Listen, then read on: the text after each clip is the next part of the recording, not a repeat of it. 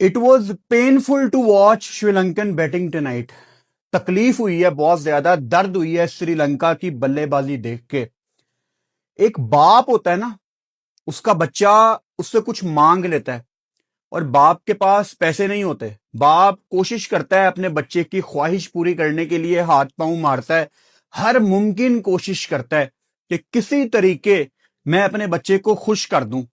आज उस बाप की तरह पाकिस्तान की पूरी नेशन ये दुआ कर रही थी कि किसी तरीके न्यूजीलैंड जीत जाए और ये 2 पॉइंट श्रीलंका ले ले और पाकिस्तान के हक में यह फैसला चला जाए, ताकि पाकिस्तान को आगे जाके एक आसानी पैदा हो जाए।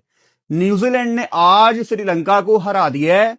इंपॉर्टेंट ये नहीं है, इंपॉर्टेंट ये है कि न्यूजीलैंड का नेट रन रेट इतना बूस्ट हो गया है कि अब पहले आपको दुआ करनी है कि इंग्लैंड न्यूजीलैंड को हरा दे और फिर उसके बाद आपने श्रीलंका को हराना है। लेकिन न्यूजीलैंड का नेट रन रेट इतना बूस्ट हो गया है कि आपको शायद श्रीलंका की मिन्नतें करनी पड़ेंगी कि भाई साहब आप 20 या 30 पे ऑल आउट हो जाएं।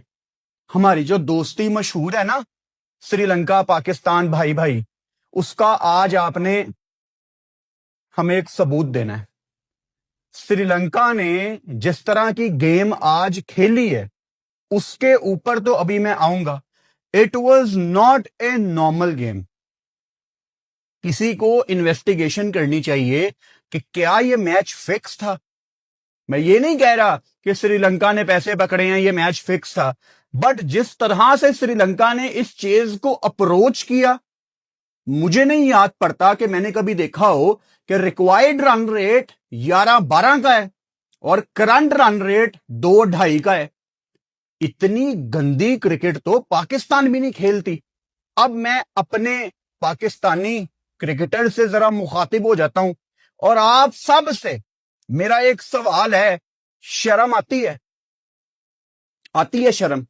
देखो, जो सीनियर्स है ना हमारे, शादाब, बाबर, उनको तो शर्म नहीं आती, लेकिन जो बाकी लड़के हैं, जिसमें साइम है, जिसमें फरहान है, जिसमें सलमान अली आगा है, आप सबको शर्म आती है? क्योंकि मुझे लगता नहीं है आपको शर्म आती है। हर टूर्नामेंट में ना हमारा अब मजाक बन गया है।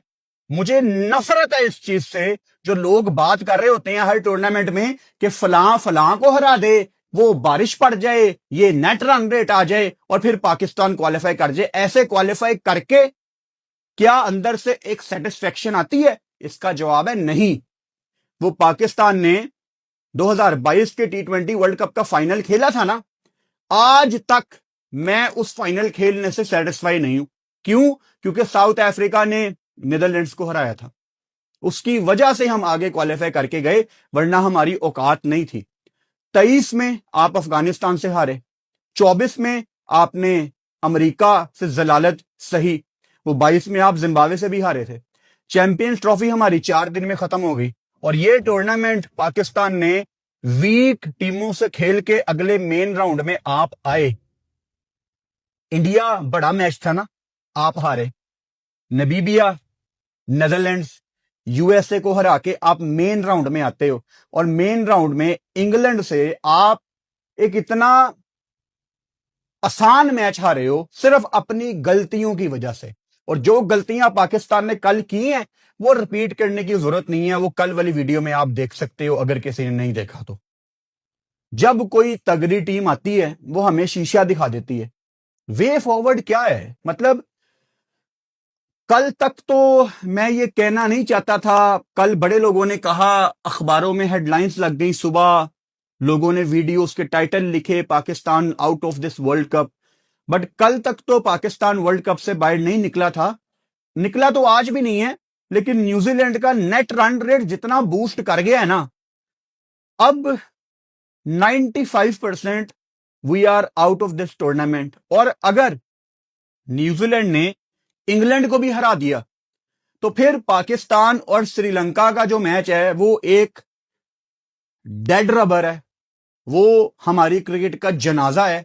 और वो जनाजा हम सब ने इकट्ठे होके बैठ के देखना है, क्योंकि वो जो 3 घंटे होंगे ना इनके, मैं उस मैच में इनकी बॉडी लैंग्वेज देखना चाह रहा हूं। वो डेड रबर मैच होगा ना, यू नेवर नो, उसमें शदाब ऊपर से 4 आउट कर दे और फिर बाद में आके स्टेटमेंट भी दे दे कि देखो हमने तो वो किया जो लेजेंड्स ने नहीं किया। इनको शर्म नहीं आती, इनके ना जमीर मुर्दा हो चुके हैं।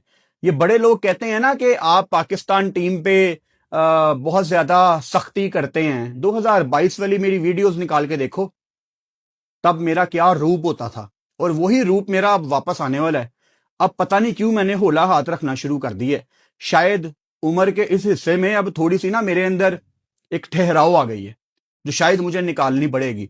कल शहीन शाह अफरीदी ने प्रेस कॉन्फ्रेंस की थी, और उस प्रेस कॉन्फ्रेंस में शहीन के मुंह से एक ऐसी बात निकल गई जो बहुत बड़ा क्वेश्चन मार्क है। क्या आप ये मानते हैं कि पाकिस्तान बहुत ज्यादा ऑलराउंडर्स खिलाता है?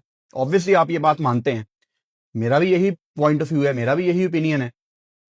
सहाफी ने सवाल किया शहीन शाह अफरीदी से कि माइक हसन बहुत ज्यादा ऑलराउंडर्स खिला रहे हैं, आपका इस पे क्या ओपिनियन है?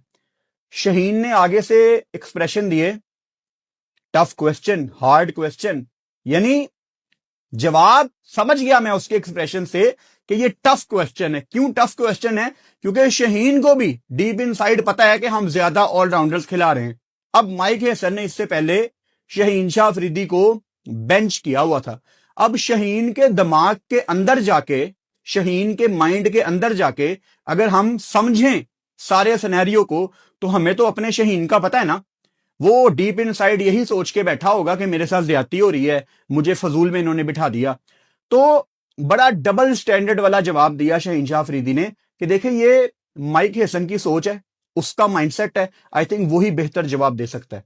अगर Pakistan team as a unit ये बिलीव रखती होती कि ऑलराउंडर्स वाली स्ट्रेटजी ठीक है, तो शहीन का जवाब मुख्तलिफ होता।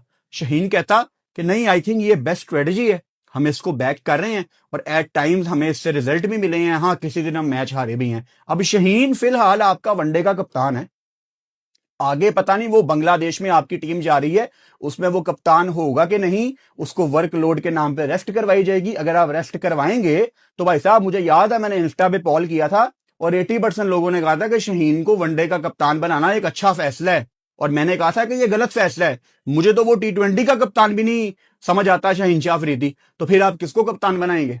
तो ये वो गलत फैसले हैं जो पाकिस्तान क्रिकेट बोर्ड ने किए हुए हैं, और इसके अंजाम आपको फ्यूचर में नजर आएंगे, और कुछ आ रहे हैं। अब जब हम ऑफिशियली बाहर हो जाएंगे तब तो मिलके ये जनाजा हमने उठाना है पाकिस्तान क्रिकेट का। लेकिन आज 2-3 लोगों ने सवाल किए लाइव में कि पाकिस्तान ने कप्तानी का क्या करना है।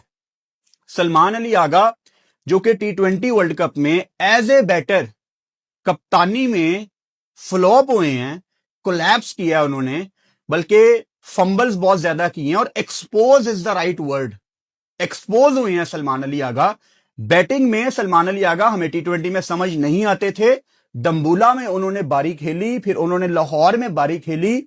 सारा पाकिस्तान एक उम्मीद में आ गया था कि 1 डाउन सलमान अली आगा हमें अब वर्ल्ड कप में सूट करेंगे, और अगर रन सलमान अली आगा कर रहे हैं, जैसे कि मैं हमेशा कहता हूं कि पाकिस्तान का कप्तान अगर रन करेगा तो भाई साहब वो ऑन द फील्ड अच्छे फैसले करेगा। अब अगर सलमान अली आगा को आप लोग कप्तान नहीं देखना चाहते, अभी मैं अपनी ओपिनियन दूंगा कि उनको कप्तान रहना चाहिए कि नहीं। 1 मिनट के लिए मैं आप लोगों का गुस्सा अगर देख के आपसे पूछूं कि अगर सलमान अली आगा को आपने कप्तान नहीं रखना, किसको कप्तान बनाएंगे आप? इससे पहले कोई फखर जमान या बाबर आजम कहे, क्योंकि अभी भी पाकिस्तान में ना कुछ लोगों के अंदर इतना कॉन्फिडेंस है कि वो बाबर आजम या फखर जमान का नाम ले लेते हैं। देखो, फखर जमान और बाबर आजम का ना ये आखिरी T20 टूर्नामेंट है, तो वो आपके कप्तान बनने के काबिल नहीं है दोनों, उनको आप कर दो साइड पे। किसको कप्तान बनाएंगे आप? कौन है आपकी टीम में? आपका जो भी लड़का, अगर आप आगा को हटाने के बाद कप्तान बनाते हैं ना, उसको टीम बनानी पड़ेगी जीरो से। तो क्या बेहतर ये नहीं है कि आप आगा के अंडर ही टीम बनाओ? क्योंकि उस बंदे को आपने हाई इंटेंसिटी 2 टूर्नामेंट दी हैं, अब आप उसको कहें भाई साहब 28 की आपने टीम बनानी है, और ये चूरन आप और मैं खरीद लेंगे, क्योंकि हम बचपन से ये चूरन खरीदते आ रहे हैं। कि पाकिस्तान की अब अगली वर्ल्ड कप की टीम बननी है, और एक सलमान अली आगा को चीज डिसाइड करनी पड़ेगी। कल उस्मान तारिक ने एक ओवर में एक विकेट ली, उसके बाद उनको हटा लिया गया। ड्रिंक्स ब्रेक में माइक हसन आके सलमान अली आगा से बात करते हैं and they decided to go with Shadab Khan. अब मुझे नहीं पता, मेरे पास ये कोई खबर नहीं है ये फैसले कौन कर रहा है। लग तो ऐसा ही रहा है कि ये माइक हसन फैसले कर रहा है, लेकिन आगा यहां पे मैं आप पे होला हाथ नहीं रखूंगा। आप कप्तान हैं, आपने सीखना है पाकिस्तान के one of the greatest captain से, सरफराज अहमद, क्योंकि उनका सैंपल साइज हमारे पास मौजूद है। सैफी हमारी क्रिकेट हिस्ट्री का one of the greatest captain है, लेकिन उसके डाउनफॉल की वजह क्या थी कि वो मिकी आर्थर के नीचे लग गया था, वो मिकी आर्थर के डिसीजंस के नीचे दबना शुरू हो गया था। ये मेरा बहुत बड़ा गिला है सैफी से, वो बहुत बड़ा कप्तान था। अब वही गलती सलमान अली आगा कर रहा है। आगा आपको बनना पड़ेगा बागी, आपको फैसले करने हैं खुद, क्योंकि आपके बारे में ना मुझे पता है, सलमान अली आगा के बारे में ना हमारी डोमेस्टिक क्रिकेट में, हमारे क्रिकेट के सर्कल में बहुत ज्यादा मशहूर है कि आगा स्ट्रीट स्मार्ट कप्तान है। आगा क्रिकेट की बारीकियों को समझता है, और अगर कोई क्रिकेट की बारीकियों को समझता है तो वो उस्मान तारिक को एक ओवर करवाने के बाद नहीं हटा सकता। अब आपकी गलती ये है सलमान अली आगा कि आप या तो माइक हसन की बातों में आ रहे हैं या पता नहीं आप किसकी बातों में आ रहे हैं। दोनों सूरतों में गलती आपकी है। मैं बार बार मेंशन करता हूं, गोरे ने चले जाना वापस, आगा आप कप्तान है। अच्छा, यहां पे मेरे सामने से एक पोस्ट गुजरी आज, इंपॉर्टेंट है मेंशन करना। सलमान अली आगा की वाइफ की इंस्टा पे प्रोबेबली पोस्ट थी कि उनकी फैमिली मेंबर्स को लोग गालियां निकाल रहे हैं कल का मैच हारने के बाद। वो कुछ शर्म कर लो पाकिस्तानियों, किन लोगों के रस्तों पे आप चले हुए हो। ये वो गंदे छपरी इंडियंस करते हैं जो फैमिलीज को टारगेट करते हैं। कोई शर्म कर लो, रमजान का महीना है, रोजे चल रहे हैं, उसकी हया कर लो। आप लोगों के कल्चर में गालियां नहीं है। ये किन लोगों के नक्शे कदम पे आप लोग चल गए हैं कि सोशल मीडिया पे गालियां निकालनी है, और फैमिलीज को कौन टारगेट करता है यार? कोई शर्म आती है कि नहीं? अगर कोई पाकिस्तानी बंदा किसी क्रिकेटर की फैमिली को टारगेट करेगा, प्लीज उसका सोशल मीडिया अकाउंट आप मुझे भिजवाएं, मैं फॉरवर्ड करूंगा उसका अकाउंट अथॉरिटीज को, और उसको घर जाके पकड़ेंगे हम कि भाई साहब आपको तमीज नहीं है, अकल नहीं है क्या? तुम्हारे बाप को पता ही है कि तुम लोगों की फैमिलीज को टारगेट कर रहे हो? क्या तुम्हारे घर वालों को पता है कि सोशल मीडिया पे तुम क्या गंद मार रहे हो? आप आगा को क्रिटिसाइज करें, आप शदाब को क्रिटिसाइज करें, आप शहीन को क्रिटिसाइज करें, आप बाबर को क्रिटिसाइज करें, लेकिन फैमिलीज तक कोई नहीं जाएगा। और मैं दोबारा मेंशन कर रहा हूं, ये बाकी लोग भी नोट करें कि अगर कोई आपको पाकिस्तानी बंदा कोई दूसरे पाकिस्तानी क्रिकेटर की फैमिली को टारगेट करता हुआ सोशल मीडिया पे नजर आता है, उसका सोशल मीडिया अकाउंट मुझे भिजवाओ, मैं फॉरवर्ड करूंगा पाकिस्तान की अथॉरिटीज को, उसको रिपोर्ट किया जाएगा। ये क्रिकेट हमारी है भाई, और इसमें जो क्रिकेटर्स खेलते हैं वो चाहे गंदे हैं, लेकिन ये मेरी फिटर्निटी है, ये मेरे लोग हैं। ये चाहे गंदे हैं लेकिन है मेरे हैं, तो इनकी प्रोटेक्शन के लिए जो मैं कर सकता हूं मैं करूंगा। एनीवेज, क्रिकेट पे वापस आते हैं। अब क्या करना है आपने, आप किसको कप्तान बनाएंगे? ये टॉपिक यहीं से हम कंटिन्यू करेंगे जब पाकिस्तान श्रीलंका की गेम आएगी। अब आज की गेम पे आ जाते हैं। कोलंबो प्रेमदासा के बारे में बहुत मशहूर है कि यहां पे आप 170 कर लें और आप वहां से फिर मैच निकाल सकते हैं। लेकिन न्यूजीलैंड यहां पे अच्छा स्टार्ट लेता है, मतलब अर्ली ऑन हमें ऐसा लग रहा था कि शायद न्यूजीलैंड यहां पे 170-80 करे, लेकिन आपको क्रेडिट देना पड़ेगा थिक्शना का स्पेल। और अगेन मुझे बहुत ज्यादा डाउट है, मेरे कंसर्न है इस मैच के ऊपर। श्रीलंका ने, दासुन शानका ने जिस तरह की कप्तानी की है, मतलब थिक्शना ने एक मौके पे 3 ओवर किए हुए थे और उसने 3 विकेटें ले ली थी, कोई 9 रन दे के, 1 ओवर उसका रहता था, और it was unbelievable to watch. 84 पे 6 आउट थे, यानी आधी टीम उनकी वापस जा चुकी थी। दासुन शानका ने अगला ओवर थिक्शना को नहीं दिया, एक ओवर उसका बचा के रख लिया। क्यों? किसके लिए? चरित लंका को 2 ओवर करा दिए, एक दुश्मन था चमीरा को करा दिया। चलो उसने पहले अच्छी बॉलिंग की थी विद द न्यू बॉल, लेकिन स्टिल आपने होल्ड किया और आप 4 ओवर के बाद वापस लाते हो थिक्शना को। तब तक मैकुंची और सेंटनर 50+ पार्टनरशिप लगा चुके थे और उनका बल्ला खुल चुका था। वो न्यूजीलैंड की टीम जो एक टाइम पे हमें लग रहा था कि शायद 110 120 करेगी, उनसे 168 करवा दिया। फिर ऑब्वियसली मोमेंटम जैसे बदला है, फुल टॉस पे छिक्के, unbelievable. I can not believe कि किस तरह मैंने अपने सामने न्यूजीलैंड को इस गेम में वापस आते देखा है। और क्रिकेट गेम है मोमेंटम की।